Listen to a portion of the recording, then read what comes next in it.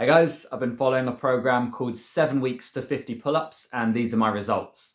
50 pull-ups sounds amazing, if not unachievable, especially in 7 weeks, but once you read through the PDF, you realize that's not necessarily what it's promising. There are in fact 3 programs as a prep level and then phases 1 and 2. It's only if you qualify for phase 2 that you're technically going to be working up to 50 consecutive pull-ups.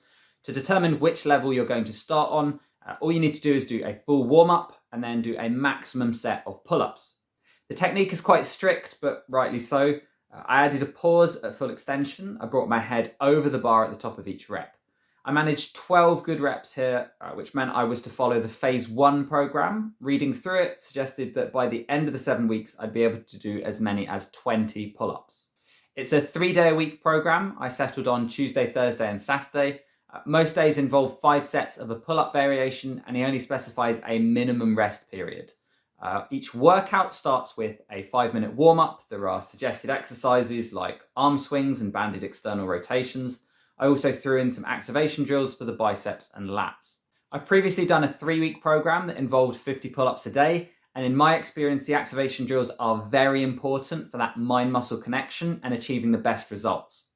The last thing I did before each workout was a few reps of commando pull-ups. These activate your core because you're resisting your body's urge to rotate. So I've tried to graph the full program here to help illustrate several components. The first is that there's a maximum of 5 working sets. In week 1, that's with a minimum of 60 seconds rest, and that suggested minimum only ever increases to 90 seconds. The next is the variation. Weeks 1 and 2, the sets go pull-ups, chin-ups, neutral grip, chin-ups, then pull-ups again. Weeks 3 and 4 finish with 2 reps of wide grip pull-ups, and in weeks 5, 6, and 7, that middle set changes to more pull-ups. Finally, the reps themselves. Week 1, day 1 is 5, 4, 5, 4, 3, and the final session was 14, 13, 12, 11, 10. That means across the 7 weeks, you build up from just over 20 reps per session to a total of 60. After the 5 sets, there's a warm down with some static stretches. Again, I added in banded stretches for my lats, as well as the more typical chest and bicep stretches on the rack. There's also core exercises. I rotated between side plank with raised feet, a hollow body hold, and wall press heel taps, doing 2 sets of 2 exercises after each workout. Finally, a passive hang around 40 to 45 seconds. That's for shoulder and back mobility. So how did I get on? The first 3 weeks were relatively easy. The hardest set in there was 10 pull-ups, and since my best is 12, I wasn't breaking any new ground. Week 4 was my first failure. On the Saturday, that session was meant to start with 10, 10, 10, but I'd done a whole load of other exercises earlier in the day, so I was really knackered before I started. I wasn't sure how I was meant to handle the failed reps, but I just took 15 to 20 seconds rest and then cranked out the remaining ones. Towards the end of week 5, I ended up with food poisoning, and on the Friday and Saturday, I ate about 1,500 calories on each of the days. I still managed to do 14 pull-ups and 12 chin-ups on the Saturday, but the 3rd and 4th sets, I was missing reps. Weeks 6 and 7 were generally straightforward, a combination of the food poisoning and having to do a lot of the sessions at 7 in the morning when typically strength peaks early afternoon. Wasn't ideal. My rest periods ended up at 3 minutes in week 7. They're generally going up about 30 seconds a week. I hit all my reps in the final session, but having reviewed the video, I wasn't going to full extension all the time, which I think is from the fear of getting tired at rep 6 or 7 and then falling short of the rep target. The program then suggests 3 days off, but I took 5 because I know my body. I then went through the full warm-up and got ready for my retest.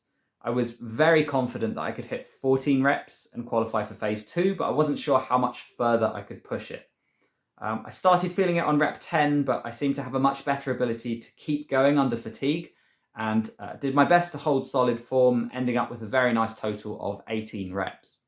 I also filmed a quick before and after physique comparison. I went from 70.8 kilos to 69.8, so 1 kilo lighter, mainly due to that dodgy salad in week 5. There's a different lighting. I don't think I'm tensing my abs on day 1, but I'd say that my lats are bigger and I'm maybe a bit leaner as well. Overall, I was really pleased with the program and its results. I think when you write your own program, it's tempting to settle on the same number of reps in every set just to make it look neat and tidy. But the way that he's staggered it and factored in fatigue meant that every set felt at the right level of difficulty. I would say that weeks 1 and 2 were probably aimed for the people who had towards the lower range of reps for the phase 1, so the 7s and the 8s. Because my best was already 12 reps, I think I would have been fine skipping straight to week 3. Another plus is that it was a really short session. If you include the warm-up, cool-down and core exercises, I was still in and out the gym in about half an hour, and I didn't do any other upper body training during those 7 weeks. In terms of next steps, I've not only had a look at the phase 2 program, but after having a week off just now, I'm just going to roll straight into the phase 2 program as of next week. Copying the same graph format as earlier, you can see that a lot of the same principles as phase 1 are there. From week 5, the final set is done to failure, and the number here only represents the minimum required reps, but either way, you're unlikely to go beyond 100 reps in a session, which seems reasonable. If you're planning on trying any of these 3 programs, then I wish you luck. One tip I would give you is to try and maintain good pull-up form throughout, even if it means you're going to complete a set after a short break. Thanks for watching.